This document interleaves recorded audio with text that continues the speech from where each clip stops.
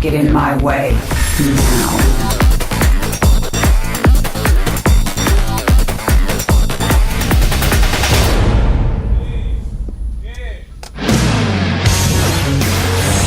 Welcome back, guys. We are in our second match. Right now, FXOpen up a game in their match against Fnatic.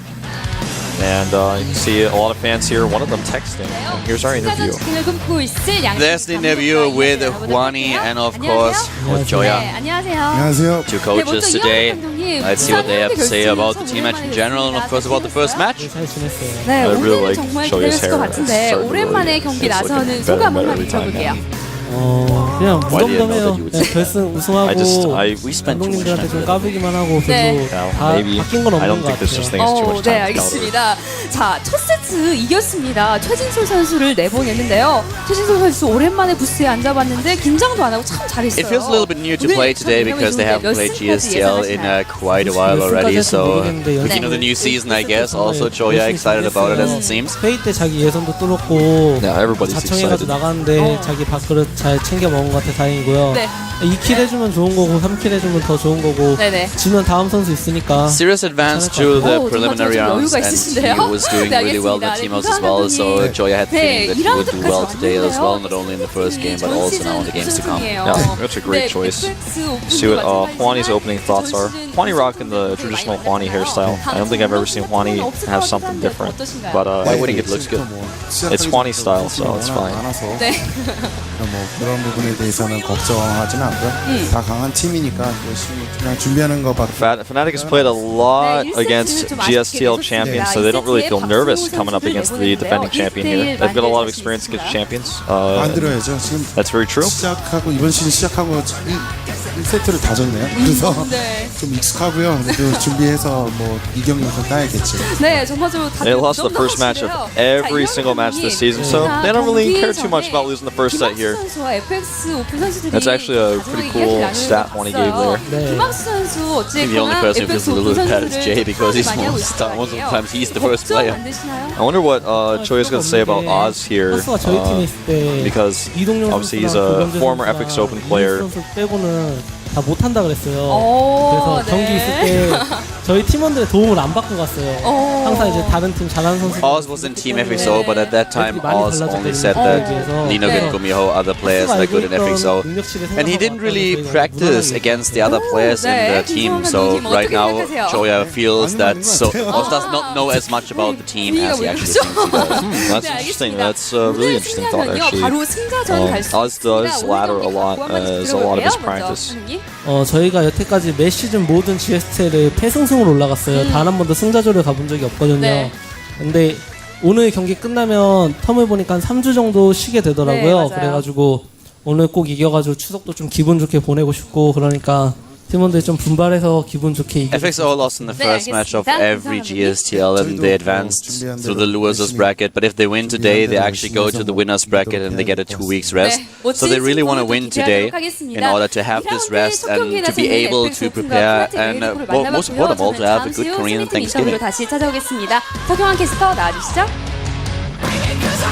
Well, back to us, the casters, and we are going to be watching, of course, the next player. It's going to be Rain for Fnatic. A great choice. We talked about it a little bit before. He's a good all-around player. He's a strong guy who's got a lot of experience, and I think sending him out here against someone who's doing well recently, he can kind of be like the block to this. Do we have the map already? Do we know what map we have for this match? Because Rain is one of those players that really likes Entombed Valley. Okay, this is a great map where he can actually just play a straight-up game or where he can be aggressive. And that's something that he really loves, when he has the choice of what to do. And we have a lot of, by the way, a lot of food. We have hamburgers here provided by GOM because today is actually the 100th match in the GSTL. Yeah, that is a really... It's really tricky to grab one of those hamburgers while you try to cover up your face at the same time. It's actually quite difficult, but they pull it off somehow. They're trying. Little they know, I can see their faces right now. They're all happy faces actually as they get those hamburgers. You know what they actually should do? They should give them the hamburger first, a drink as well, and then put the camera on them. Like this. Like this. Ah. Yeah, he doesn't count. He doesn't count. They have to be girls. The guys usually are fine with it. It's usually the girls that try to hide. Very true. You know, guys, if they're skipping school, they want the world to know about it. They're like, that's cool. I cut class. I'm cool. I get a cheeseburger. But what would they actually do? I mean, think about it. Coke in one hand, you have the hamburger in the other hand. What are you doing? I guess you go like this and you block it like this. Maybe. I mean, the hamburger company might consider sponsoring the GSL if that begins to happen. You know, just putting those up on camera a lot. I think it's really cool. The casters and GOM staff really like to buy things for the people who come to the studio. So you come down here, you might get lucky, you might get pizza, you might get a cheeseburger. At the very least, you can talk to the players, you can talk to us. And I think we are about to start the game, or at least having a closer look at the players right now. Sirius against Rain. We have Zerg versus Terran. Once again, Rain being the second player for Fnatic. He's one of those guys who can cheese you if he sees an opening, but if not, he will play the straight-up game. And he's joking around actually with Rain in the chat, saying he thinks it's going to be over pretty soon. We'll see if that is actually going to be the case. So we saw him play a pretty standard game last game. He defended early, then went for the aggressive. Rain, I feel, doesn't really have any weaknesses in any matchup. He's just a solid player. He can all in. He can play the late game. It's all what he wants to do. And we're going to find out who takes game number 2 in just a few seconds. It is Rain against Sirius at the GSTL. Fnatic against FXO. Brought to you by Colin.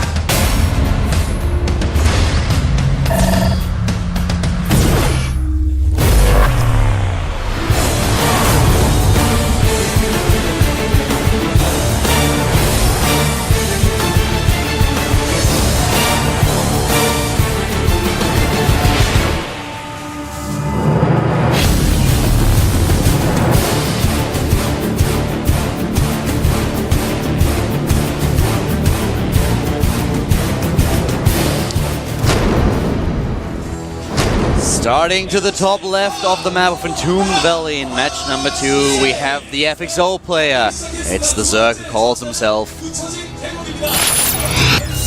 FXO Sirius. We've seen a lot of Zerg players die to aggression, not only in the GSTL but also in Code A. A lot of Terran players these days go back to the 11-11, and for some reason Zergs have really a lot of trouble defending against it. Which is especially weird after we had for a long time Zergs just dominating this type of strategy. But right now, starting to the bottom right, we have the Terran player starting in the blue, starting for Fnatic. Don't ask for sunshine, just listen. Fnatic late call, lane! Yep. Not to be confused with Bison, the player who is tearing it up right now in Code S. Yeah. We mentioned this earlier, but Rain was the Open Season number 3 runner-up and lost to MC in the finals. And we have so far a pretty normal build for him. What you see sometimes on Entombed Valley is a player putting down 2 barracks roughly in the middle of the map because they want to have the option on, first of all, they have of course to scout where exactly their opponent is starting. But one of the things that he's not doing right now. And Sirius on the other hand, he's going to 15 supply. We will see him with the hatch first, there's no doubt about it. But Rain, what does he have in mind? Is he going for some kind of pressure build, or will we actually see him going for the long meta game against the FXO Zerg? So far, no gas, no refinery for the Fnatic Terran. He will likely take a command center. He's even going to do so before his second depot. And they are cross positions. He's sending his SCV to scout here, which will indicate that he may decide to...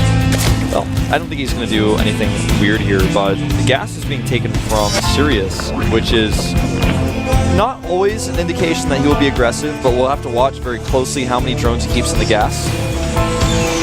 It depends a little bit on what exactly he wants to do. Usually you want to take a third as fast as possible, but on this map it's always a little bit tricky with the rocks between the natural and the third base.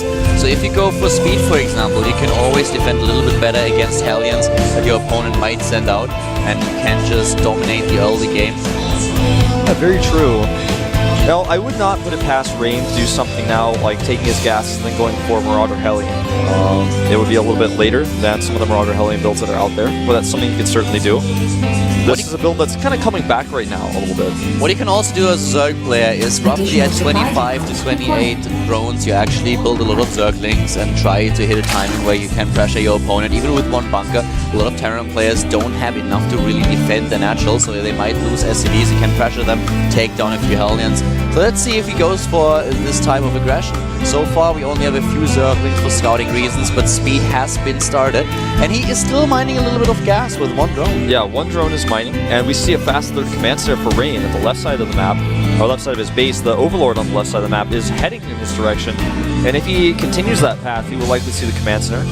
And he pulled out as soon as the SCV was in his main, and that was coincident. At the same time, he also had 100, so he may have been, of course, trying to trick Rain a little bit. But as he's not put any more in the gas, he only has 22 drones, but it's still entirely possible that he does follow up with aggression here. And if he does, then he will be in a situation where he can definitely do some damage, or at least irritate his opponent. There are 3 command centers already, and now the double gas, which means that the factory will be pretty much delayed. But it's a nice placement that he chooses for the bunker here. He can help out from the high ground and make sure that this bunker is not easy to destroy. This is going to be a great moment for the Scouting Overlord to come in, by the way, because he's going to see that command center right at the time where he'd be deciding if he wants to put back in gas. And he can actually make this choice. He doesn't send the Overlord in, though. If he had just sent it just a little bit further, he'd be able to see the command center. He cannot see it as of now, though. He's just outside the vision range to see the command center. It's a little bit unfortunate for him, of course. But we have what we expected from Rain. He goes for the third command center straight into double refinery, into the factory. Starts with the Hellion production fairly soon, as we already have a reactor build. And right now, Sirius is starting 11 more drones, so he's definitely not going to be putting aggression on with that many drones just being made. And he's starting a macro hatchery rather than going for the riskier third. In a little bit of an awkward position, if you think about it. He actually puts it right next to the rock, something that we don't see too often. But yeah, that gives him a little bit of an option to block against Hellions later on there, to try to just fly through this gap. But at this point, he takes most of his gas. He still doesn't do anything about the rocks, so it's not looking like he takes a third very soon. Yeah, he's just trying to play this almost too safely. He will see the fast third command center now, though, with that Overlord. This is so important because this is his first moment where he's known what is going on. When your opponent has a fast third command center and you take a late third, economically you're not in a happy place. On the other hand, though, with the opening that he had, Rain is in a decent position now with those SCVs that he's building. Yeah. He did not really rely on a very strong defense in the early game. He just played really a little bit greedy, but it pays off as Zerg is not aggressive. Right now he can just dominate the map with the Hellions, make sure that those Zelaga watchtowers don't belong too serious. And still no third base, something that Rain is going to spot now. Yeah, you can see no creep has been extended there, and he's now actually verifying the actual location where the hatchery would be. And at this point, he's going to be feeling pretty happy with himself because he's not... It's not like he's taken a third base then tried to defend it. He's actually taken some risks. Like, he's not really behind a 1-1 upgrade. He's getting stim out. His factory is done. He's making the starport now. He's got everything he needs and the third command center, whereas the opponent is playing a little bit too safely for what he's done. Just due to the lack of information.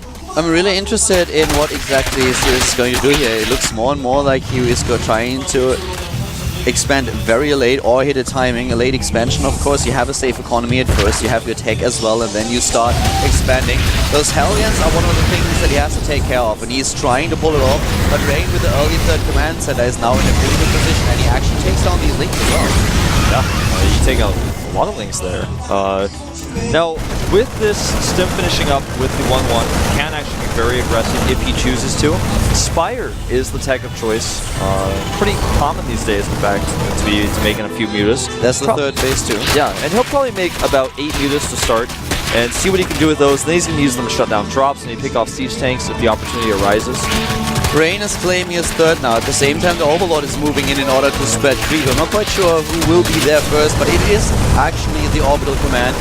So no creep spread able to delay this third base here. The rocks are gone, as you can currently see. And Rain is in a really good position here. He's actually ahead in supply with 95 to 75 in total. And his other stack not looking too shabby either. He is ahead of the FXOpen player in the working on. Something that you don't want to happen to you as a Zerg player. But of course, with lava mechanics, Sirius can just produce 10, 15 additional drones. He can make 10 mutas, in fact, when that Spire finishes. If he's got the larva to do it, he's saved up a lot of gas. He's about to hit 1,000 here. He needs those injects to hit, and they're going to hit just a few seconds after the Spire, but if he wants to, he can make about 10 mutas. And we'll see if that's what he wants to do. I think he very likely will. The thing is, if he makes that right now, this is exactly why this is such a great timing for Rain, because he knows the Spire timing is about right now. If he spends those resources on Muse instead of Banelings, he may just die here. The Zerglings, by the way, try to go for a run by attempt, but that's not going to work out too well. And here come the Marines and the Hellions, and there's not a lot to defend, to be honest with you. Yeah, as long as he targets these Banelings well, yeah, exactly. he may just lose his game, and this is a great timing by Rain that he's going in here with, right when the Spire finishes. And now, 1,000 resources for Sirius, but what does he buy? It's just too late. His third is down. Rain takes down the third, and he can take out these Zerglings as well. He can just kill everything here. In just a few seconds, the combat shield will be done. He has those upgrades already. Not only did he not really have those Banelings at home, but you know, he had all those Lings to try to go for the run by, and it just didn't work. So all of his Lings were out of position. They weren't able to defend. This is a really, really tough spot for Sirius now. He's just lost so much production, and this army gets home as well. He's gonna have to make a miracle happen to catch up, really. Yeah, he's down to 2 bases now. The FXO player in serious trouble as Rain is on 2 bases. His 40 supply is ahead, and also has a really, really good tech level. Yeah, it's absolutely great. He's been clearing up some creep here with a good scan. Gets about 5 troopers there, and picks up. No mutas out yet, and he knows it. Gets away only 1 Marine, risky on the ground. That's one of the few things that might have a chance or might bring Sirius back in the game. I mean, if he's able to sneak in with a Mutalisk and suddenly finds himself in the mineral line of his opponent, then he can take down Harvesters. And if he's able to do a lot of damage with the Mutalisk, then maybe. But right now, it's really, really tricky for him to pull off a comeback.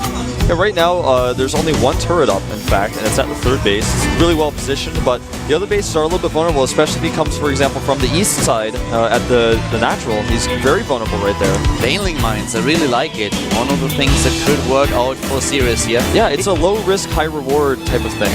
He doesn't give himself up. He is trying to make this work with 17 Mutalisks already. Yeah, he's really committed to the mutas. I expect he'll start +2 for the mutas as soon as +1 finishes, as it's about to right now. His problem is that those Marines are heavily upgraded, or will be. Oh, and they're heading straight for the Baneling bombs! Oh my god. Oh no! Oh, great hit there. And now, actually, the slow Banelings almost connect. It might not be enough, though.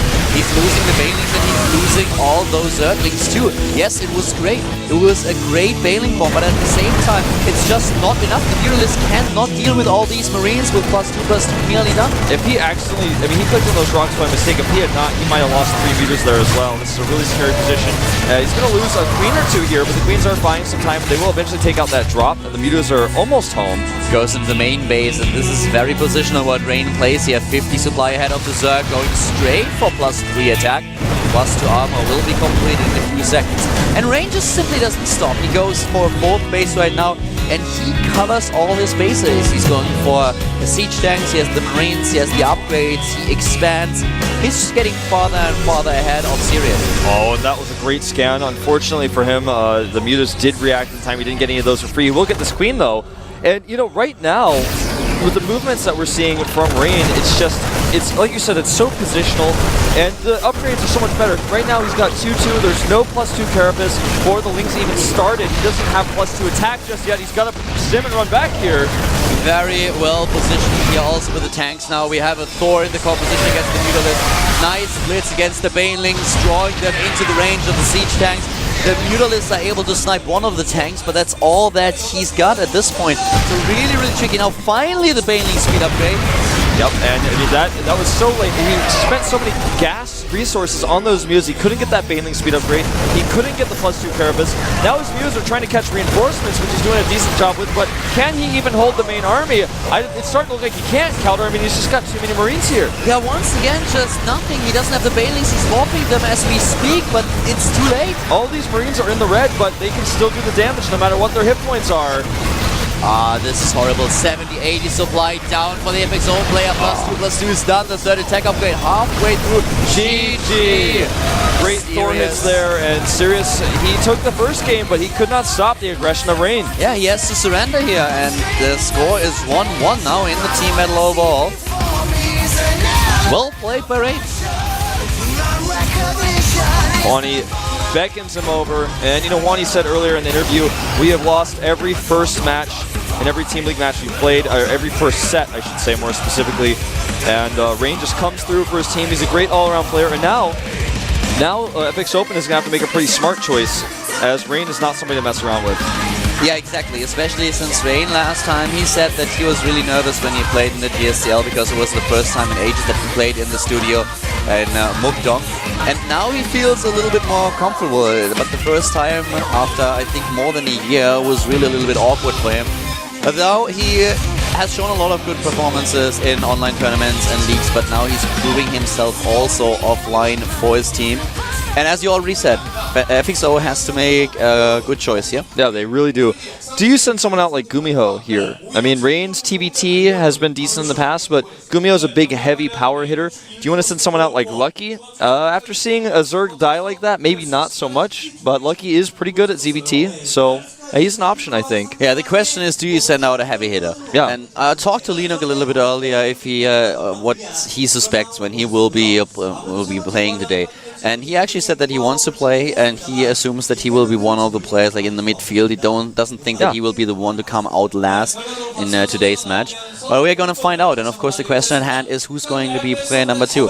Do you send a heavy hitter? Do you send I would say so, man. Sniper? I think someone like Gumiho or Lucky would be a great choice here. Gumiho to the bottom right, and Linux is up there. It looks like it's going to be Lucky, in fact, coming out second. Lucky is going for another Zerg player. It's the player who was not able to get into Code A. One of the players that I would really love to be back in the individual league, but he was not able to pull through. Right now we have him in the GSTL though. He is up against Rain in another Zerg versus Terran. And it's his map of choice. I just love how the dynamic of Team League works. You see both players, coaches talking to him just right when that selection is made, and one he realizes, all right, keep yourself together. He's talking to Rain there for just a second before Lucky goes in the booth. It's so exciting to watch this. Now he's played in GSTL 11 times, and he has a positive record. That means he's one of the MVPs for his team, of course. And the map of choice is going to be Daybreak here. Pretty good map for this matchup, for the style that Lucky likes to play. Yeah, exactly. Lucky, one of those players that is very cautious, especially against Terran in the late game. And in the late mid game, you usually see him starting to build spine crawlers and spore crawlers at every single one of his bases. He's just making sure that draw play can't affect him. Yeah, he's so defensive, and arguably sometimes some people think he's too defensive. Sometimes he doesn't attack enough. This is a discussion that I had with Linux several times, and Linux said that he thinks Lucky should sometimes try to go for it, that he misses a couple of opportunities where his opponent is weak and where he could attack, but he does not want to overextend himself.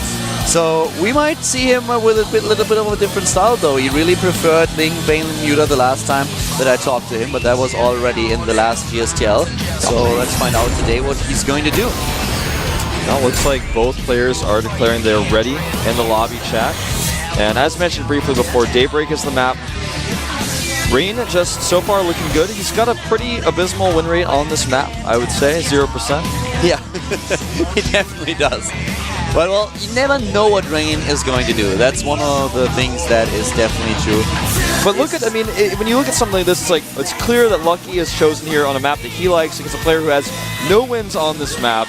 There's a great decision-making choice by Choya and the FXOpen team. Yeah. Really like to see that. And well, of course, now you have the direct comparison between Lucky and Sirius. Can Lucky pull it off? We will find out. The game is about to start. You have the GSTL. It is FXO against Fnatic. The games are brought to you by Power.